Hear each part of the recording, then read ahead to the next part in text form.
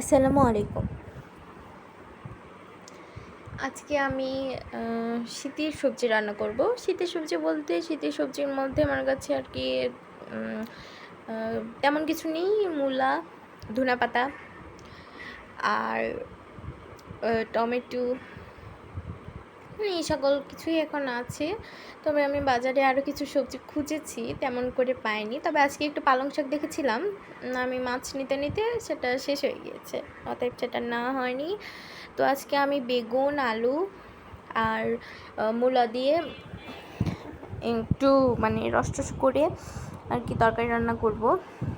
আমরা তো চচ্চড়ি বলি। এখন কে কোথা থেকে দেখছেন, কে কি বলেন, প্লিজ কমেন্ট করে বলবেন।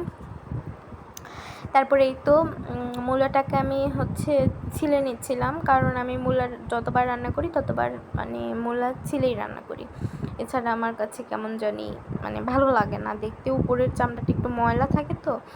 আর যেগুলো মূলা একটু গোলাপি গোলাপি সেগুলো হলে আর কি চামড়া সহ রান্না করা যায়, এতে তরকারির কালারটা অনেক সুন্দর আসে, মানে একটু ভিন্ন ধরনের থাকে, সেক্ষেত্রে আমি ওভাবে রান্না করি। কিন্তু আজকের মূলাটা আমি বেশ কয়েকদিন হয়েছে এনে রেখেছিলাম, এই জন্য আর একটু বেশি কেমন জানি ময়লা ময়লা লাগতেছিল। তো সেক্ষেত্রে আমি মূলাটার চামড়াটা মানে ছালটা ছিলে তারপর রান্না করছি। তো মূলাটা কেটে নেওয়ার পরে আর আলু, আমি এই যে একটা আলু দেখতে পাচ্ছেন, এই একটা আলুই শুধু দিব। আর ও 3টা আলু আমি অন্য আরেকটা তরকারি রান্না করব সেটাতে দিব। তবে আমি সেটাতেও 3টা আলু দিইনি, সেটাতেও একটা মাত্রই আলু দিয়েছি। আর এত বড় বড় আলুগুলা। আর আমার হাজব্যান্ড যেহেতু বেগুন খায় না, ওনার অ্যালার্জির প্রবলেম, এই জন্য আমার 2টা তরকারি রান্না করতে হবে। তো আমি অল্প অল্প করে রান্না করব, এই জন্য আর কি একটা আলুই যথেষ্ট আমার জন্য। আর বেগুনটা আমি 2টা বেগুন নিয়েছি, বেগুনের সাইজটা একটু ছোট, আর একটা মূলা নিয়েছিলাম। তো তারপরে তো আলুটা আমি কেটে নিয়েছি, কেটে নেওয়ার পরে সবজিগুলোকে ভালো করে ধুয়ে নিব। ধুয়ে নেওয়ার পরে এই তো তবে আমার সবজিগুলো না মানে আমি চাচ্ছিলাম একটু অল্প করে রান্না করব, তবে কাটতে কাটতে একটু বেশিই মনে হচ্ছিল আমার কাছে যে বেশি হয়ে গেছে। তারপর রান্না করার পরেও দেখি হ্যাঁ সত্যিই অনেকটাই বেশি হয়ে গেছে। আমি 2বার খেতে পারবো, 2বার খাওয়ার পরেও সবজিটা বেঁচে যাবে, মানে পরে বেঁচে গিয়েছিল। আর এই যে আমি সবজিটা ধুয়ে নিচ্ছি, তো আমি সবসময় এই ছাকনাতেই ধুই, যে কোনো শাক সবজি যেটাই হোক আমি ছাকনাটাতেই ধুই, এতে মানে আমার সুবিধা হয়, একটা পাত্র থেকে আরেকটা পাত্র এমন মানে বারবার ওঠা নামানো করতে হয় না।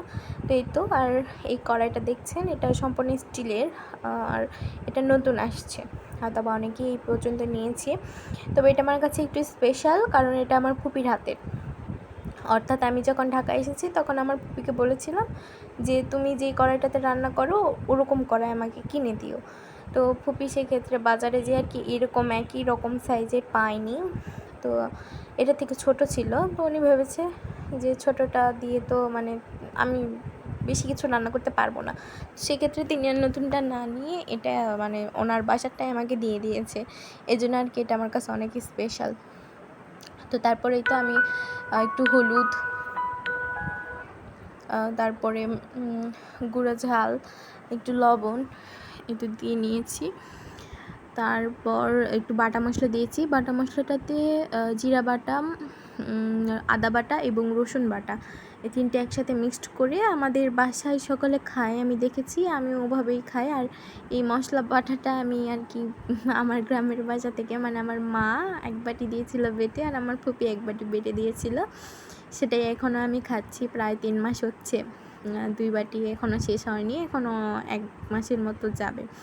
তো তারপরেই তো আর আমার ফ্রিজে মাছ ছিল না, আজকে মাছও কিনতে হবে, আমার হাজব্যান্ড অলরেডি বাজারে চলে গিয়েছে। তো এই তো মাছের আর কি ছোটো মাছ আছে, গুচি মাছ আছে, পবা মাছ আছে, ট্যাংরা মাছ আছে, তারপরে কি বলে ওই মাছটার নাম লম্বা চাঁদা মাছ আছে। তো সেগুলো না আমি খাই না, আর পবার মাছটা খাই, তবে পবার মাছটা আমার মনে হয় পেঁপে দিয়ে বা লাউ দিয়ে রান্না করলে বেশি টেস্ট লাগে, এই জন্য আমি ওটা আর দিইনি। আমি একটু মাছের ওই যে চলা বলে, হ্যাঁ চলার ওখান থেকে একটু মাছ ছিল, সেটাই কেটে তারপরে এখানে দিয়েছি, 2 পিসের মতো করেছি। তারপরে এই তো তরকারিটা দেখেই না এখন না মনে হচ্ছে খেয়ে নিই। তরকারিটা দেখতে এত সুন্দর হয়েছিল আর খেতেও সত্যি অনেক স্বাদ হয়েছিল। তবে আর কি আমি একা খেতে পারবো না, এতগুলো তরকারি হয়েছিল। তারপরে তো আমি বেড়ে নিচ্ছিলাম। এই বাটিটা অনেকটাই বেশ বড় ছিল, মানে আমি একা 3 বার খেতে পারবো, 3 বার খেয়েও একটু বেঁচে যাবে এরকম তরকারি হয়েছিল। তবে আমার হাজব্যান্ড একটু টেস্ট করেছিল, কারণ কালারটা দেখে লোভ সামলাতে পারে